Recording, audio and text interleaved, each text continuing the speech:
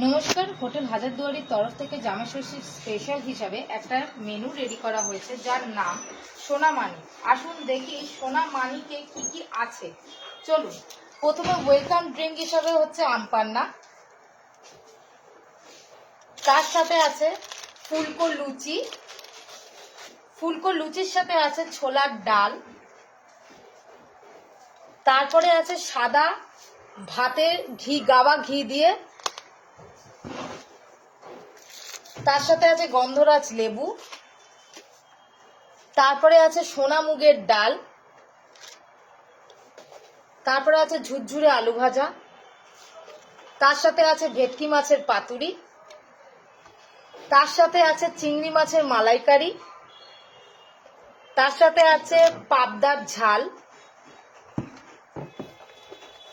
তার সাথে আছে ইলিশ ফ্রাই,